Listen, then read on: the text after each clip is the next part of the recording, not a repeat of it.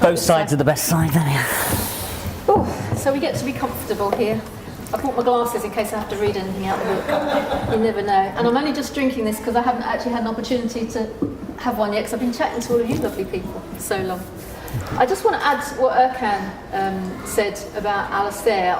Alasdair and I go back way before the collaboration. And we have travelled the world together. We have. We've been in Los Angeles together at BNI conferences. That's where we knew each other from. Just poke my way out. And what I've loved about Alasdair is his commitment.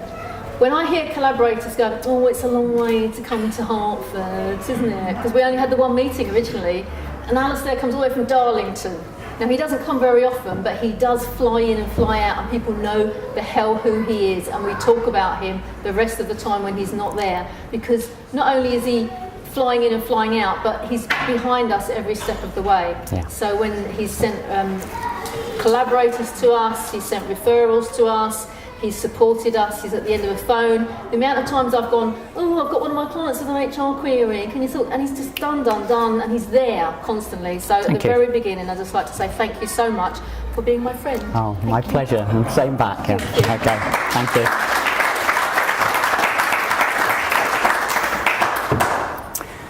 Okay, so we're just going to have a bit of a chat here, so you just go and do whatever you need to do. Sorry? Is that better, Erkan? Okay, great. Can everybody hear? Yeah. Excellent. So we're just going to have a little bit of a chat here about what the collaboration was all about and the journey, I suppose. And it's great that that's now been put into a book, because it allows an opportunity to get a little bit more of one-to-many, because we can only tell the story one-on-one so many times. So the opportunity to get to a wider audience means that this movement that's been started gets some more traction, and that's what we're aiming for. So one of the things that's quite important to me is why. Why do we do what we do? It's one of the things that most people forget to think about. We're too busy doing the what, we're too busy knowing the how of how to do things, but it really does come down to that why. So I'm going to ask you directly, why? Why did you and Erkan sit down and go, let's think of something that's completely, to start with, seems off the wall, right? Why? Why did you do it? Well, let me take you back a little way, pre-Erkan. Yes, there was a time pre-Erkan. When I was about 4 or 5, I distinctly remember going into a shop with my mum and my sister to buy some wool for my nan, who used to love knitting. And the colours that we bought for her, because she couldn't see very well, were like lime green and fuchsia and really bright neon colours. And I remember at 4 years old going, wow, I was moved by these colours. They were just like something I had not experienced before. Now, if you imagine in the East End of London, at 4 years of age, I lived in a first floor flat. We had an outside toilet. My mother didn't have hot water on tap. She had to boil it up. We didn't have a bathroom. I had to share a bedroom with my sister. My world was pretty grey. Yeah. And to see these colours was so vibrant. And we bought some for my nan, and we came out and we were walking home. And I remember distinctly thinking, is this what life is? Is this it? Isn't there anything else? Isn't there anything more? And I kind of went home in a bad mood, because I was disappointed that I was realising that there's this feeling I'm feeling because I love these beautiful colours, and then what? What happens? And I think over my life I've realised that there are times when there's, what else? I want more. And I've often told collaborators the story of when I went out with my family. I always wanted to know what was around the corner, what was up those stairs, what was over that hill. I needed to know. So when I came across Erkan, it was very much some jigsaws were being put into place for me. And I realised that what I'd done, and I'd had a jolly nice life, got 2 beautiful daughters and had a career. I was a business coach, and I'd tried being a teacher in a primary school, and I loved that. I didn't like the rules that went with it, but I loved the kids. So I'd known how to have a great time, but I was always kind of searching, always looking for something more. And I think connecting up with Erkan made me really see the bigger picture, because until then, like many of us, I had been in society doing what I was supposed to do. You're supposed to get a boyfriend. You're supposed to fall in love. You're supposed to go and live together and maybe get married and have children and 2.4. And it's like, what now? What next? What is that it? Is that it? And I'd done a really good job. And wherever I'd been, I was striving to be better. So even when I worked for local government, I hated it. But I was really good at it because that's what you're told to do, aren't you? You have to behave and Absolutely. do the right thing and do what you're supposed to do and what society wants from you. So it wasn't until I spoke to Erkan I realised that I had been kind of indoctrinated into this, that's where you're going. And you hit a certain point and nobody knows what to do with you after that. And it's like, okay, so what about the education system that's rubbish? And what about the political system that I never really understood because they weren't talking any sense? And, what about money?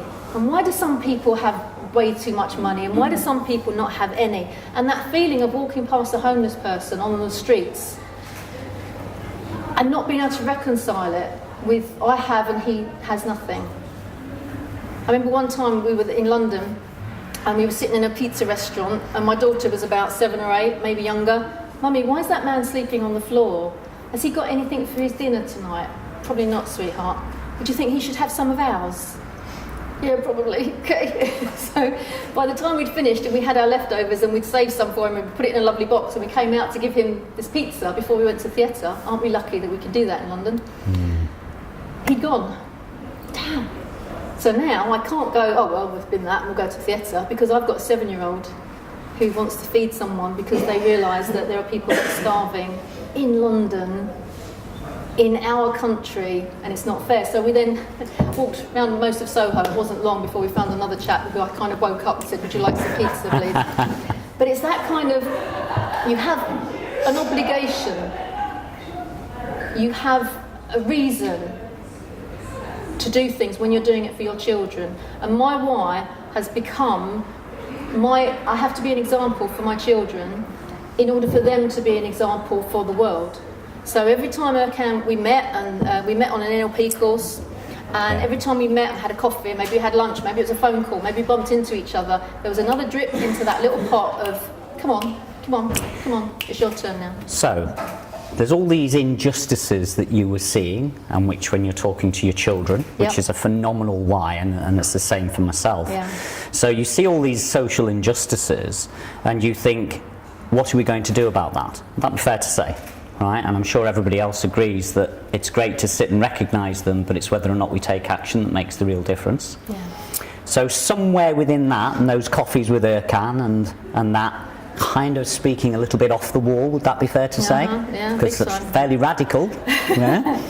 Was we have to do something that's so different, so radical, that's not taking place at the moment, that we can actually start to change things in a much bigger way. Would that be a reasonable assumption? Yeah, absolutely. It was something that was out of my comfort zone massively because don't forget, I'm used to conforming. I'm used to doing what we're supposed to do, and what will the Joneses say, and don't do this because what will people think of you? And to be thinking about, no, hang on a minute, I've got to push through that and come out the other side and go, I don't care what people think, something has to be done. And I think we can start it. And I didn't actually acknowledge then how big it could get or how big it has got, but I just knew that I couldn't do nothing. So in identifying people to share the journey, right, and come on board, what was it that you identified as something unique about that individual? What was it that triggered that and went, this is somebody who could share the values of what we're trying to do, that's prepared to step out of their comfort zone as well? What did you recognise in them? Well, it's interesting because I had this conversation with Erkan a little while ago, and I said, why did you choose me to be your co-founder of B Collaboration? And he said, I didn't. And I'm like, oh, thanks. Great. Okay. Because I chose to be with him. Because it was my turn to do something. And I think every collaborator that's come to us has chosen for themselves. We haven't asked them to be part of it, we haven't bullied them into it, we haven't said, oh go on, you'll have such a good... We haven't had to do any of that. We've just painted the picture, we've shown it the way we see it, and they've gone, how do I get involved? It's very much like how you did as well. That was all you were doing was, what I'm in. And that's what we love, when the likes of Carol turns around and goes, oh, these are my peeps, you know, and it's just, so we just sharing, constantly sharing with an awful lot of people.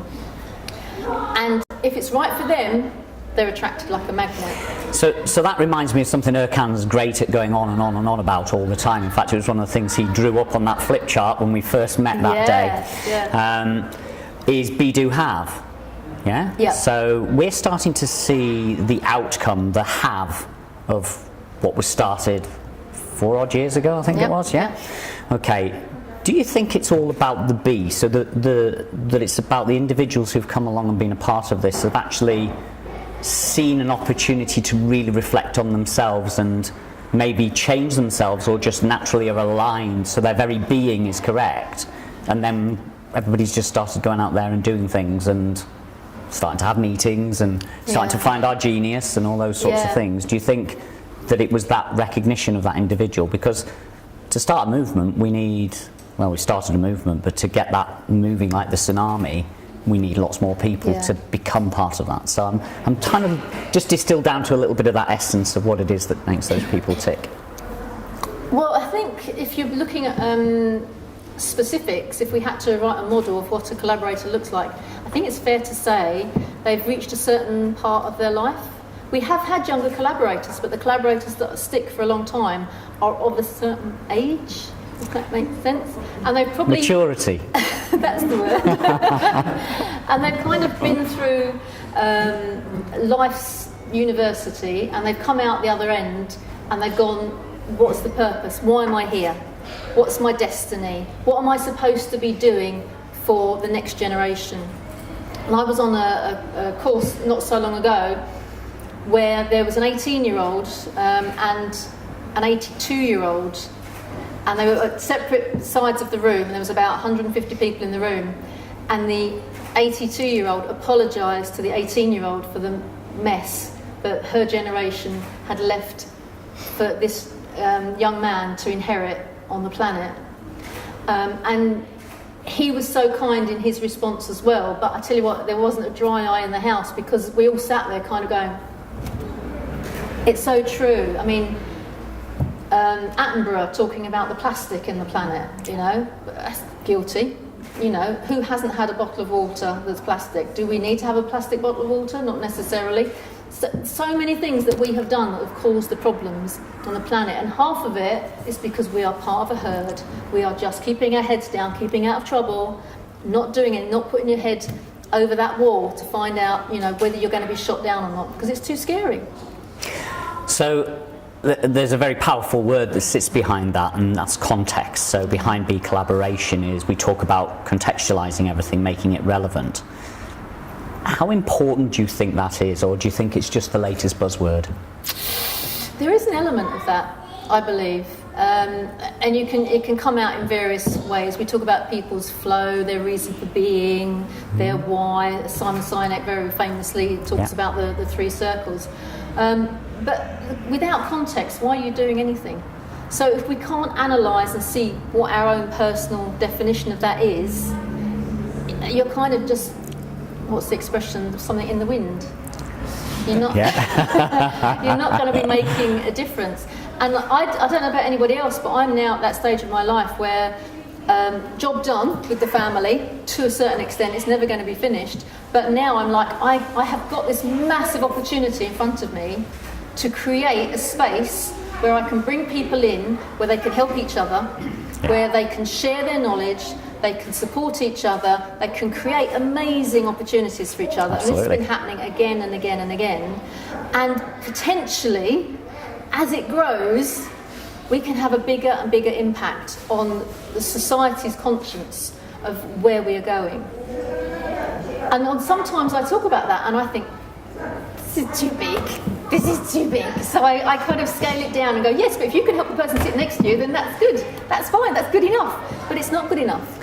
And I'm realising now that what I have to do is make sure that I'm not just going, oh, that was a really nice talk, Alasdair, well done. But I'm going, that was great, Alasdair, but what you could have done, and it's my responsibility to, in Angela Makepeace's words, where is she?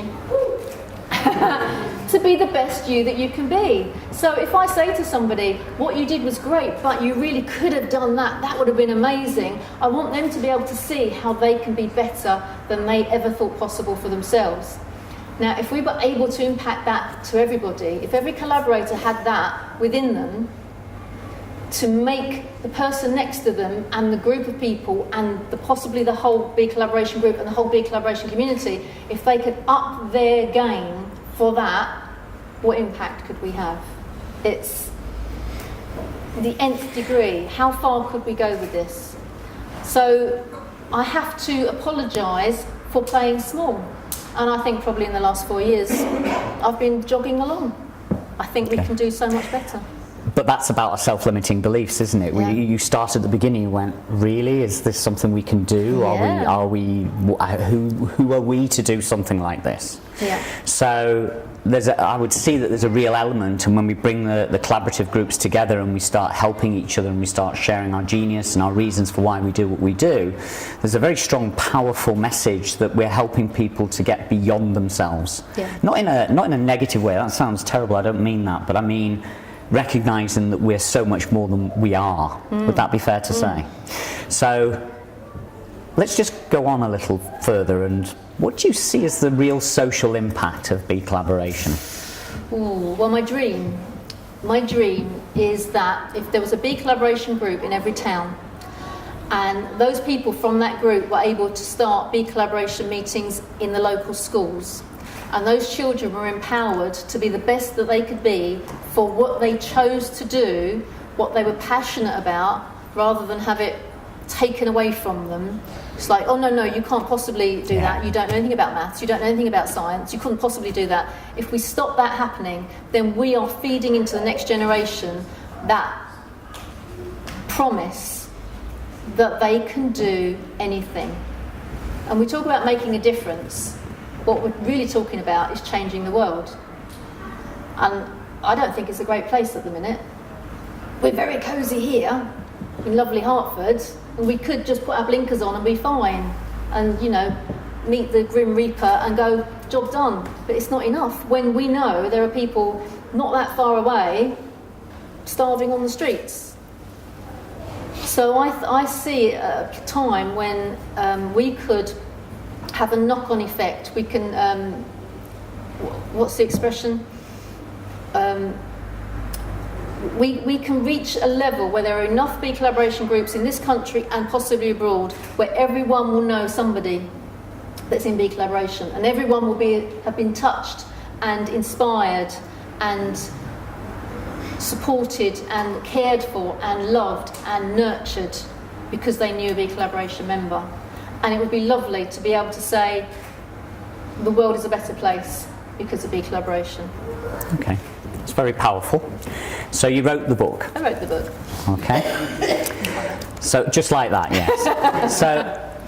So what was your biggest challenge to even start and get going? What was it that slowed you up in doing this? What was it that helped you get through those difficult moments? That's a good question. I think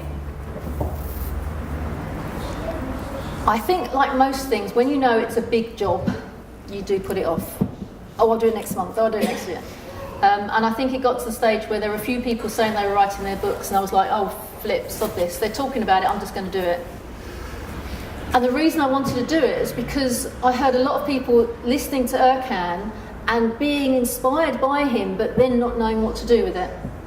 And so what I wanted to do is to take his words and our mission, but make it accessible to everybody. So that somebody could read that and go, oh, I get it now. I heard about it, but I didn't really, that's what it's about. So I then had my why, because I knew I wanted to translate it to many, many people so they could get it and understand it. And the thing is, a lot of the stories in there, a lot of our collaborators are, oh yeah, I know that one, oh, I know that one, Gill said that before.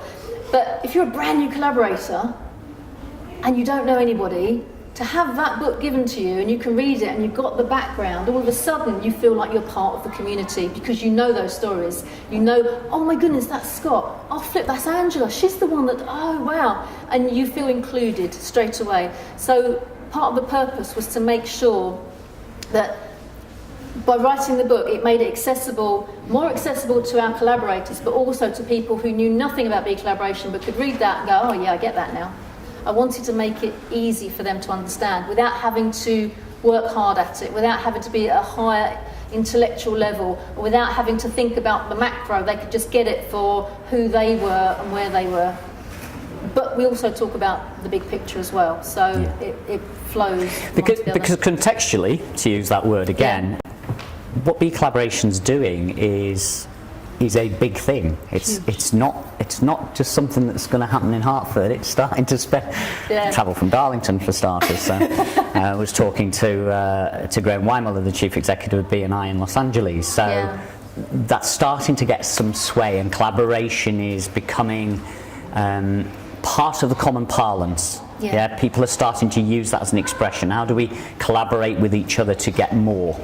It's the old, one horse can pull so much, 2 horses can pull this much, but actually 4 horses can pull multiples of that. And I think that's where we're starting to get to, that snowball's over the top of the hill and it's starting to get momentum. So what I think the book does is it helps open that and remove some of those barriers, because when you first walked into a networking room, you were probably like me and didn't mind. But most people are really fearful of walking into a room full of people, especially a room full of people like collaborators who are already on a different level. Okay, so giving that ability, that chance for people to have some understanding before they walk in, I think it's a very powerful message. I think that allows those barriers to be removed quite substantially and make it much easier for people to engage. And the hope is therefore that snowball will keep rolling and rolling and rolling a lot faster. What's interesting, you're talking about BNI, is that Ivan Meisner, the founder of BNI, who started that 33 years ago, he has very kindly recommended this. And when I spoke to him about it, about the book and about the movement, he was very accommodating, because he acknowledges now that BNI as a networking organisation really needs to understand what collaboration is all about. And I've always said they go kind of hand in hand. They do. And you agree that, but there are a lot of people in the BNI world that go, no, you can't have 3 business coaches in the same space. That's outrageous. It's competition. You shouldn't be having that. And we like, no, put 3, 4, 5. We had a dozen coaches in bee collaboration at one point. And it was amazing. It's a bit like herding cats. It was a bit difficult. There is that. But so I think the world is changing, and I think Ivan and Graham, as you were saying, are acknowledging now that the dinosaur that was around 33 years ago and it was all new and shiny actually has to morph into something new in order for it to continue in the 21st century. Because a lot of people think that networking online is fine. And this is my worry, is that a lot of people won't do this kind of thing anymore. They won't come out and see real live people. They'll stay in their little bedrooms and they'll be tapping away and networking online. And there's a place for that. But to meet people face to face, to kind of feel their heart beating and understand what they're passionate about, and to feel what they want in the world, even if that's just about their business, that's so much more powerful. I know who I can trust by a 5-minute conversation. That's why we hit it off straight away. And it doesn't take long to that little click to go, I know you, you know me, and I can see your heart and I can see you're special. And that's what collaborators are about. And we had one guest not so long ago come, and we said to him, what did you think of the meeting? And he said, well, you're just a bunch of people that love each other, aren't you? And it's true, that's kind of where we're coming from. And it does happen really, really quickly, because we trust each other really quickly as well, because we're aligned, because we have the core values that we look to, so that we don't have the problems and the issues that you probably have if you were to go networking where competition is part of what you're about. Which is why on the front of the book is fear, scarcity and competition to love, connection and abundance. That's where we're at. That's what we're trying to create. And I think we are. Small scale, but we are. So there's a couple of things which reassuringly I feel are where bee collaboration's in that space, if that makes sense, that opportunity. First of all, the world's a very different place from where it was 10 years ago. Although there are still some people out there who think it's the same, it's not. It's very much moved on. And it's created opportunities for those millennials, right, who are coming through, who like they do everything on their phone, they connect with people. in my experience, I've found that actually, even though they might be uncomfortable, they absolutely know and understand the need for face-to-face communication. So they, being given an opportunity and an easier way in to do that, will open that opportunity for that age group, which means we can then influence the younger generations who are going to shape the future for us. So that's a very powerful thing. And I think that, you know, it's again, I was talking to Erkan earlier, we've too many people are still trying to live a little bit in the past, and we actually need to be looking not just the short way in the future, we need to be looking to where be collaboration, where the world's going to be 10, 20 years from now. So there's a question for you. Where do you see Be Collaboration 10 years from now? 10 years, easy. We've already got people in South Africa interested in starting up groups. I've obviously got connections around the world as a result of BNI. I would love to see it be a global organisation. I would love to be able to travel around the world and meet other groups and see it in the image of the ones we already have here, so that people... so for example, over in Essex we have Scott Campbell, and he runs that group, but you can see Scott in the image of Be Collaboration. So you get a flavour of who Scott the person is because he's the host. Same with Dave Caudle and Andrew Horde, who host over in Surrey. But you can still see it's Be Collaboration. It's still got that, you know, if you're not a huggy person, it's probably not the best place to go. But we do a lot of hugs because we're genuine. We're genuinely pleased to see people. We're genuinely pleased when somebody's done something well, when they're excited by what they've done. And generally, it could be working in a school and sharing what you've learned at schools. One of the loveliest things we did was when we let the kids take over the asylum. When over in Surrey, they took over the Be Collaboration meeting last spring. Where's Dave? February. And we're doing it again this February, aren't we? It was amazing because those kids were not intimidated by the adults, and they held us to account, didn't they? So the whole meeting, there were adults that were leaving going, it was amazing. I just learned so much out of that whole session. Andrew's daughter was there as well, Zara, wasn't she?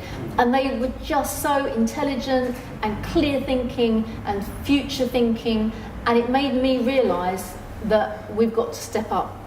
We can't rest on our laurels, because for those children, we have to make a difference. So by the time they are 17, 18, 19, in 10 years' time, they have to have a Be Collaboration community to plug into, to look after them, and they can then look after other people as well. So 10 years' time, I will be 64. Yes, young. Yes, thank you. But I'll still be going. There's no retirement. There's no, hopefully I'll be doing it when I'm 94, 104. Because it is so important that we have a support network of face-to-face meeting people who can create possibility, create something that wasn't there before, create something that's going to nurture other people and develop other people and make money, because money's not a dirty word. We can create wealth for ourselves, understand what wealth is. I don't have a vision for Be Collaboration to be floated on the stock market or anything like that. It's be owned by the members, be looked after by the members, be created into the world of possibility. So I just see it as being kind of like a stamp mark for, if you've been in Be Collaboration and you've worked on a project, then can I work with you because I know you're going to be a great person to work with. So a self-fulfilling prophecy then. Okay, so if we start this, get it going, get more movement, get more people, more collaborators to spread the word, get the book out to more people. Cover that with some explanation that comes off the back of that, because there will be questions. Absolutely, yeah. And then hopefully, if there's no questions, that would be awful. We've got a problem, haven't we? Yeah. Yes, okay. All right, okay. So, is there anything particularly you want to say? Because I think that perhaps we might need to throw this open to the audience and just see if they've got any particular questions they'd like to ask. Okay, happy to throw it open. Okay. Or we've all shut them up now. Any questions? I can't have asked every question that needs to be asked. Why the butterfly wing? Thank you. Butterflies are a huge symbol for us. A lot of people have thought the same. In our introduction, if you come to one of our meetings, you'll have either been sent an introduction or you'll have seen a live introduction. We talk about a caterpillar. And there's a lovely video by Dr. Bruce Lipton about imaginal cells. And he talks about caterpillars and the metamorphosis they go through in order to become a butterfly. You transform. You cannot go back and be a caterpillar again. So we have an awful lot of people who are caterpillars and are bursting out of their shells and they can't do anything about it. But we want to transform them. We want to support them to become a beautiful butterfly so that they can spread their wings and fly. If you get a chance to give it a quick Google, Bruce Lipton, imaginal cells, it really is insightful because it helps you to look at society and how we are just self-inflicting pain and damage onto ourselves without any consequence or any thought of the future, and understanding that we are transforming. So we've gone through the Industrial Revolution, we've gone through the Entrepreneur Revolution, we talk about the Knowledge Revolution. We need to learn how to collaborate in order to cope with what's coming forward in the future. But the whole world, so is it something like 5 years' time, 50% unemployment, so many jobs. It's not just the jobs aren't going to be there anymore, the whole industry isn't going to be there anymore. I had a ride in a car yesterday where I could push a button and I took my hands off the steering wheel, I took my feet off the pedals and it drove for me. It was so cool, so freaky at the same time. But where does that leave you? Where does that leave import-export? Where does that leave taxi drivers? Where does that leave so many industries? It's a great thing, but it's also a scary thing. If we don't want to have that problem of strikes and upset, the same as we did with the miners' strikes, we've got to find a way to create new opportunities. Now, if the mindset is about creation and creating possibility, they will be less likely to have the angst and the upset that people currently go through when they're having their comfort blanket taken away from them. So butterflies are very important to us. It is about transformation. That's how we inspire people. And part of our meetings, if you're a collaborator, you have to be up for a bit of coaching, because sometimes that happens in the meetings. And we have had people saying, oh, no, don't talk to me, I don't want to. No, if you're up for it and you put your hand up and, yep, I'm up for it, that's when the transformation happens. And there's nothing better when you see somebody, that penny drops and they go, oh. And in fact, I remember it happening to you. Do you remember when we had dinner that time? And Erkan was talking about choice. Yes. And you went, and you banged the table, and you went, I get it. And I went, whoa.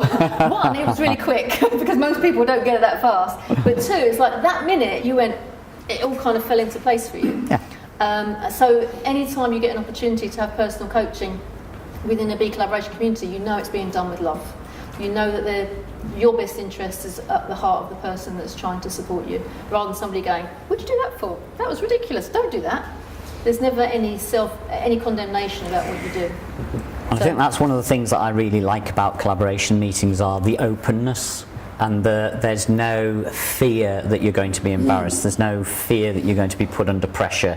It's if it's right for you, it's right for you. Yeah. And I remember going on the Genius weekend, and that moment everybody was allowed to get there in their own time. Yeah. And in some cases people didn't get there. Yeah. Right? But that was okay as well. Yeah. So it wasn't overly prescriptive. It was about bringing people on that journey with them. So you're walking alongside them, and you're not pulling them or pushing them or coercing them. Because you don't know what's the past. Correct. Is in the past, and Correct. We have to help people with that. Okay. Anybody else got any questions? Yeah. How do you take the two words, transformation and collaboration, and how do they work together? Well, collaboration is the tool that we use to create what's possible. Because if you're on your own, there's only so much you can do. When you're surrounded by people of a like mind and a like heart, anything, just imagine that anything is possible. So that's the collaboration. What was the other word? Transformation. So transformation happens within that. So if you've got two people who are working together, they are working together. But if you get a third person coming into that mix and they're all bringing their genius to the table, what happens quite often is a transformation, that something gets created that couldn't have happened without the three of them being together. 2 people get so far, another 2 people get so far, but put 3 together and something else emerges. The classic example of that is Andrew Foy and myself and Sarah Wilborn when we did the British Standard. Andrew obviously having all the knowledge in the world about how to deliver the British Standard. I had all the knowledge in the world at that point about bee collaboration, and yet it was still like going through mud because it was like me fitting into a system that didn't feel comfortable. And then we brought Sarah into the mix, and she translated what I was saying so it fitted more with what Andrew was saying. Then Andrew saw it and went, well, let's not change that, let's do that. So we actually created something. When the auditors came in, they said, well, you're not a normal company really, are you? Not that you're not a normal company, but and so he had to actually change some of the standard in order to fit us rather than the other way around. Transformation. So when it's working in a transformational way, it has a knock-on effect. So if you ever get an opportunity where somebody is saying something that you've said because of bee collaboration, it's something you've heard of bee collaboration and you've taken it out into that world out there, and somebody has maybe quoted you on that. I know that's happened to Scott in the past. That's when you know you're having a transformational effect outside of the room. Because we can all have a lovely club in bee collaboration, but it's what happens outside there and how we affect other people that haven't got a clue about transformation, haven't got a clue about bee collaboration, haven't got a clue about context. They've just got their head down and they're trying to pay their mortgage and earn some money. And that's exhausting. And I want to just free up as many people as possible to know that there's another way and another way of being that will fill them with joy. Okay. Anybody else? Thank you for that. Anybody else? Okay. So, I heard a really good quote yesterday, actually. I've heard it before, I think, in the ether, but I heard it again and it reinforced it for me. And it said that life doesn't reward anybody for a good idea or even strong intention. It only rewards people that take action. Yeah. So how do we take action going away from here? We've got a book. Yay. Right? We've got a book. Got to mention the book because, you know, that's what we're here That's for. what it's all about. That's what it's here about. What do we do? What's the action that we as collaborators need to go out and take going forward? There's a few things you can do. From a practical level, this is going towards the end of this month onto Amazon. If you read the book and you enjoy it, then simply go and put a review. That will be amazing for us. Thank you. But the biggest thing you can do, if you're a guest here tonight, come to a meeting. Inside your book, there's an invitation. And the invitation says go on to becollaboration.com and you can find all the dates for the meetings and come and meet some of these weird and wonderful people. And find out how that might affect you, how you might affect them, how you might help them, how they might support you, how you might be transformed within that space, and find out more. And if you're a collaborator, take the invitation and go and give it to somebody who you know will enjoy it. And sometimes there are people that might not necessarily enjoy coming to a place like that because they might be a bit of an introvert and all this hugging stuff is going to be a bit too much for them, but do you know what? They might need it. If you know somebody that needs it, then invite them along. And on the back of this card is a poem called The Invitation by a lady called Araya Mountain Dreamer. And this has been very important to us. In fact, Erkan introduced that to me 4+ years ago, and he used it, that's the wrong expression, he read it. Did you read it at your wedding? And Arzu's over the back somewhere, there we go. Arzu's here as well. So I'd just like to be very cheeky and take this opportunity to read it out, because it kind of epitomises what we're about. We're all in this together. Nobody is on their own in this world. There are a lot of people that feel like they're on their own, but if you're part of big collaboration, you don't have to. So excuse my glasses. No. It doesn't interest me what you do for a living. I want to know what you ache for, and if you dare to dream of meeting your heart's longing. It doesn't interest me how old you are. I want to know if you will risk looking like a fool for love, for your dream, for the adventure of being alive. It doesn't interest me what planets are squaring your moon. I want to know if you have touched the centre of your sorrow, if you have been opened by life's betrayals, or have become shrivelled and closed from fear of further pain. I want to know if you can sit with pain, mine or your own, without moving to hide it or fade it or fix it. I want to know if you can be with joy, mine or your own, if you can dance with wildness and let the ecstasy fill you to the tips of your fingers and toes without cautioning us to be careful, to be realistic, to remember the limitations of being human. It doesn't interest me if the story you are telling me is true. I want to know if you can disappoint another to be true to yourself. If you can bear the accusation of betrayal and not betray your own soul. If you can be faithful and therefore trustworthy. I want to know if you can see beauty even when it's not pretty, every day, and if you can source your own life from its presence. I want to know if you can live with failure, yours and mine, and still stand on the edge of the lake and shout to the silver of the full moon, yes. It doesn't interest me to know where you live or how much money you have. I want to know if you can get up after the night of grief and despair, weary and bruised to the bone, and do what needs to be done for the children. It doesn't interest me who you know or how you came to be here. I want to know if you will stand in the centre of the fire with me and not shrink back. It doesn't interest me where or what or with whom you have studied. I want to know what sustains you from the inside when all else fails away. I want to know if you can be alone with yourself and if you truly like the company you keep in the empty moments.